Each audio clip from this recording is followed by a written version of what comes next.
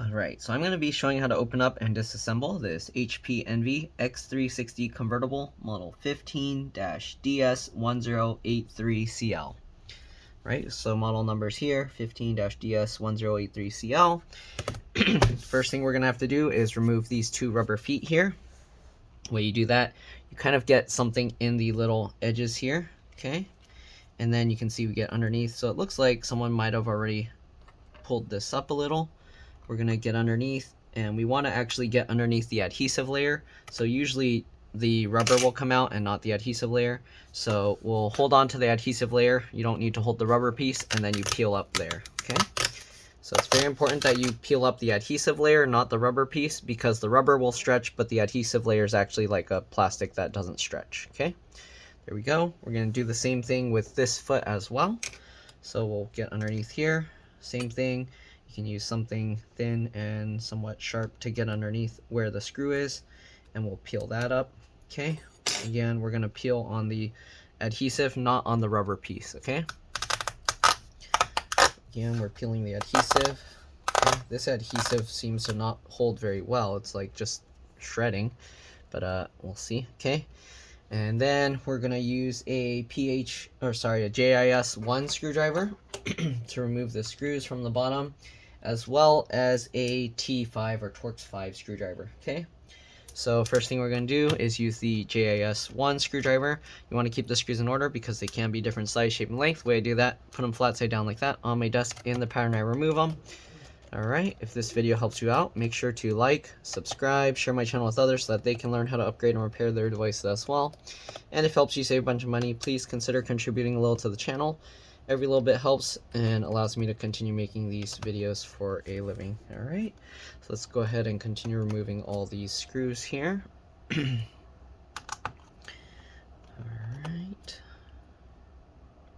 Get this one out as well. There we go. We'll switch over to the T5 or Torx 5 screwdriver and we'll remove those as well.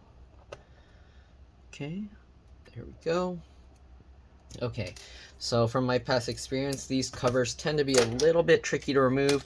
It helps to use a suction cup. Let's see if we can get it started somewhere. Okay, it looks like the back is coming up first, so that might make it easier. So we'll go from the back here, and then we can kind of push on the hinges down a little. And actually, that popped out relatively easily. So we'll go over to the side here. Okay, that doesn't seem to want to come out. We're going to kind of wiggle it, and there we go. Bottom cover is removed. So this thing is complaining about the fan, and I can see this fan's actually tough to spin. This fan's easy. So something is messing up this fan. Most likely something's stuck in there. Okay, yeah, it's like grinding. So something is stuck in here.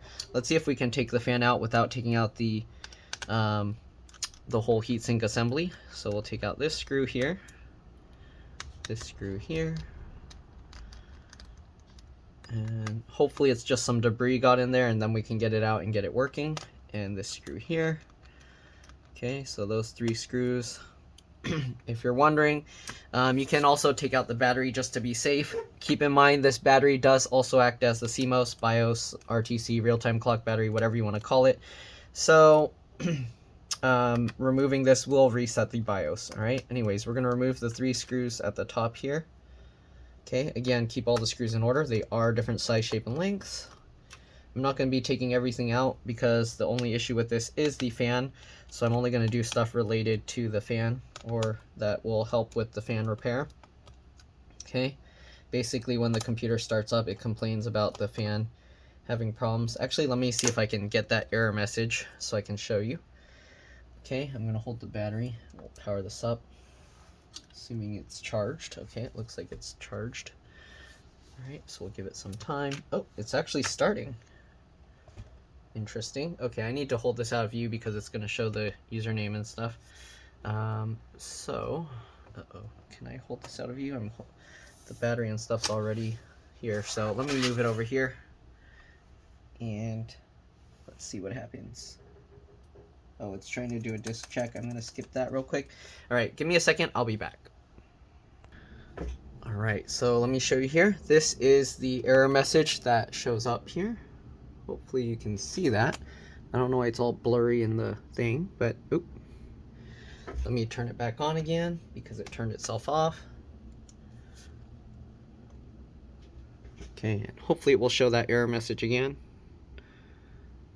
Come on.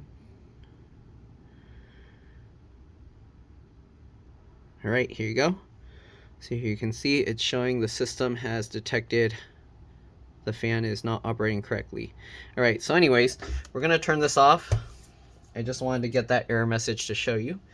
Okay, and the fan actually is spinning okay now because I tipped it over and it kind of got some of the dirt out. I'm actually gonna check both fans just to be safe.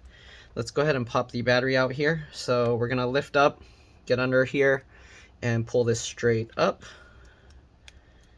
Actually, this one might slide backwards. Let's pull the back up a little and then slide this out. Okay, interesting. This fan actually slid backwards. You can see all the dust in here. We have to clean all of this off. Okay. All right, so we'll set the battery aside for now. Okay, make sure you keep yourself grounded here. You don't want to damage anything by shorting it out. Okay, let me show you close up now. We're gonna remove this fan. I just use the wings here. I use my fingernails and I kind of wiggle this. And as you wiggle it, you pop it out just like that. And then we should be able to, there we go, lift it. This part does tuck underneath here a little bit. So you do have to kind of get underneath, all right? Or slide it out, right? You can see the dust built up here and here. And it looks like the fan spins okay. Oops, the fan spins okay now. That's one reason why you want to remove the battery, so nothing shorts out when that happens. One thing to do also to make it a little bit safer as well, you can open up the computer after disconnecting the battery and then press and hold the power button on the side for at least 15 seconds. That drains any residual power and actually makes it a lot safer. The main reason you would do this is if you're messing with the LCD LVDS connector, because that connector has a lot higher voltage. So there's a very good chance if you don't drain the power, you can actually fry something on there. Okay, so that's basically been a lot more than 15 seconds. Right, we're gonna get all this dust out. Again, make sure you're grounded. I actually have my knee against my metal desk to help pull any excess static electricity away. All right, this computer has a M.2 PCIe NVMe SSD right here. One screw, then you can pop it up slightly and pull it out. I'm gonna leave it there. You got the SD card slot and headphone jack connector here. You can flip this latch up and pull these cables out. Same thing on this side. I'm not gonna do that. All right, we're gonna get this other fan out to clean it. Make sure they're both nice and clean. Okay, because we don't want any debris in here to just fall back in and then cause some damage to the computer. So I'm going to remove these screws and we're going to clean that one up as well. All right, here. Then same like the other one, you have this connector here. It's easier if I flip it the other way. You can use like tweezers or something, but I just use my fingernails and I get in there with both and I kind of just wiggle it as I pull and keep wiggling, and you can see it just pops out just like that. Okay, there we go. So to remove the fan, you lift it up slightly and then you kind of slide it over. You might have to wiggle it, and there we go. Also, these pieces are raised and they kind of stick out into here a little, so you do have to lift the whole thing up a tiny bit. Okay, so here you can see there's all this dust in here. I'm gonna have to take this out and use my electric air blower to help clean it out a lot better, but we'll just brush it up to loosen it a little bit right now. Okay, let me actually zoom out so you can see the whole thing, and maybe we can use that for a thumbnail. Okay, we got both fans there. Maybe zoom out a little bit more. Okay, so there we go. Brush off that dust. You can see those little dots of dust just disappeared after I brushed on it. We're gonna have to use the air blower to get all the dust out. Okay, if you're wondering, there's RAM under here. I just get my fingernail underneath this metal cover and then you can pry it up. All right, you can kind of work your way over to the other side. And then there's also clips on the back. These basically just kind of grip on the edges of this. So here you can see the RAM. We're going to pull these two tabs to the side, pops up like that, comes out like this, and here you can see, I don't know if there's aftermarket RAM, it looks like it, but there's 16 gig DDR4 2666, right? So PC4 2666V, that's the type of RAM, or DDR4 2666, Right, there we go. Anyways, we're gonna put this cover back on. There's some dust under here, but not much. So let's go ahead and close it back up. Make sure you get the metal parts of this lined up with the little grippy thingies there. I don't know if you can see it, but when you work on your computer, you should be able to see it close up. And then just line it up and push it down. And it should hold itself back into place, just like that. All right, brush off the dust a little bit more. Okay, and I'm gonna have to take this outside to blow the dust out. But anyways, let me get a kind of screenshot here. Okay, so we'll do that. Okay, this should be a good screenshot. There's no battery or fans in here. It's all taken out. If you're wondering, keyboard connectors right here. Keyboard backlight connector, trackpad, touchpad connector, obviously it's connected right there. Fingerprint sensor here. There's a board here that connects the fingerprint sensor to the motherboard here. Oops, sorry. And then there's this, I think, is that the camera? Oh, this turns on and off the webcam or camera. And then you got a speaker here, speaker here. Looks like they're connected right here, the speakers. This is the LCD LVDS connector. This is most likely for the touchscreen or possibly the camera. I'm not going to mess with it. Wireless card is underneath the motherboard for some reason, but that's where they put it. Looks like you do have to remove that screw and all the motherboard screws to lift it up and take it out. Then of course you have this USB board, the power button, and on its own board. And then you have the DC jack charge port connector right here, and it connects underneath this cable. I can show you that. We'll flip up that latch and pull this cable out. And here you can see the DC jack charge port connector is right under there. Okay, so we're gonna leave that alone. Let's get this back in. Be very careful with this because this is the power button cable. If you damage that, you're not gonna be able to turn your computer back on. All right, so there we go. I'm gonna clean out the dust from both these, all these fans, and I'll be back. All right. Okay, see you guys in a bit. All right, I'm back. So the fans are in there. I mean, obviously you just get it, slide it back in, drop it into place. Same thing with the other one. Just get it, slide it into place, and drop it in. Make sure that it does slide in, okay? So, yeah. All right, there we go. Then you just line up these connectors, obviously, and just push them back in. Make sure that when you push it in, that you do even pressure. You don't want to like go all to one side. You want to make sure. So I pinch both like that, both pieces together. Gonna go over here, same thing, line it up, get it straight, and then pinch it into place. All right, so there we go. Got the fans back in. Let's zoom out. All we gotta do is get back all the screws, get the battery back in, and power it up.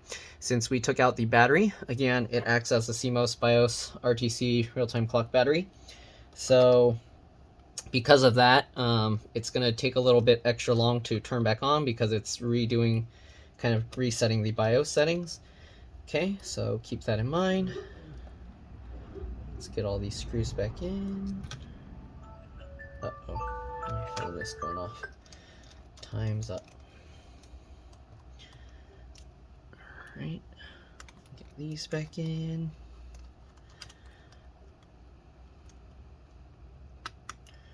Thought I told it to stop my alarm, but I think it's just snoozing it. All right, there we go.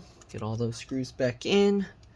Good. Let's go ahead now and get the battery. Let's zoom out a little bit more. Okay, I guess this can be the thumbnail. I don't know. Anyways, we'll get the battery back in. So slide it back on like this. Okay, and then pinch it back in. Make sure that it's all connected. Looks good. Let's get all these screws. I guess this will actually be the thumbnail with the battery and everything inside. And we'll get these screws back in. Okay. Just like that.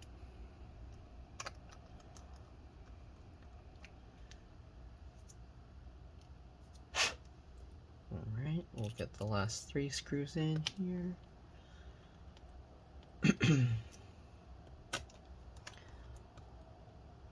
At this point, you can actually open the computer, power it on, and make sure it's working.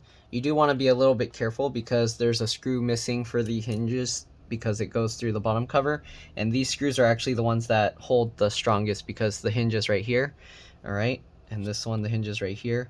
So this screw is actually the most important. So it's kind of a bad design. They should have actually put this through here so that way the screw's on both sides and it gets more leverage. But I don't know. Like, you see how this one, the moving hinge part's so close to this? I don't know why they extended this one out so far. It's kind of a bad design and makes it so that more pressure is in the wrong place. Alright. Oh. There's a strong magnet in this cover, I think. Okay. So it seems, I think there's a magnet in here because yeah, so there's a strong magnet in the bottom of this cover. I didn't see it from this side, but I guess it's underneath this plastic here, so there's probably one here as well. Anyways, we got everything back together. We're going to get the bottom cover back on. Usually you put this bottom side in first. Let me actually zoom out a little more. Okay, and then you kind of work your way up the sides. Make sure this bottom part stays in place. Work your way up the sides, make sure everything clips in, and then we're going to work our way, make sure the top is going in. You can see it's having some issues here. Okay, but make sure it goes in right. There we go. Click all of that into place. All right, make sure the seams look good. Okay. All right, now we just gotta get all the screws back in, power it up, and make sure no warning comes on. And that's pretty much all there is to it. Again, hopefully this video helped you guys out. If it did, again, please make sure to like, subscribe, comment, share my channel with others so that they can learn how to upgrade and repair their devices as well. And if it helped you save a bunch of money, please consider contributing a little to the channel. Every little bit helps, even like a penny. If that's all you can spare, that works too. And yeah. That's it. Thanks for watching. You're welcome to stay as I get all these screws back in and power it back up. But yeah, that's all there is to it. Alright, let's get these last few screws in and the rubber feet. Okay. A lot of times these rubber feet, after you remove them, they don't really hold too well. So make sure that you put them back. And if they are peeling out, use some new double stick adhesive or something. You can actually put some new tape, or you can remove the old tape. And yeah. Alright, anyways. There we go. Make sure everything's good. That looks good. Make sure it's nice and tight. Okay, let's get these adhesive strips back in and we should be good to go. So I just line up one corner edge first and then slowly work my way up, lining up the edge. Okay. Just like that. So they said they kind of got an aftermarket upgrade from, I don't know, when they bought it. Okay. Anyways, make sure this is all lined up. Good. I'm wondering if that's why the adhesive was weird. I think somebody actually took it apart before and kind of didn't put it back too good. Alright. So they did, the 32 gigs was an aftermarket RAM upgrade. Alright, so you can see this rubber's not like completely aligned right, and I think someone stretched it out. Okay. I'm behind schedule by like 20 minutes now. Alright, anyways, let's go ahead and open this up and power it back on. Hopefully I won't have to plug it in. The power light is on, so we should be good. Okay. Again, it's going to take a while to power up because the BIOS was reset, so just give it time. Alright. We powered it on, now we just gotta wait. Give it about 30 seconds, a minute. The light's still on, so we should be okay. There we go. And then it gives you this, CMOS checksum is invalid. Alright, if you see this issue and you don't have battery life, it means your laptop's battery's dead. Alright, anyways, you just press enter, reboot the system, and you should be good to go. That's pretty much it. Thanks for watching again, and I'll see you all in the next one. Alright, let's drop this. Bye.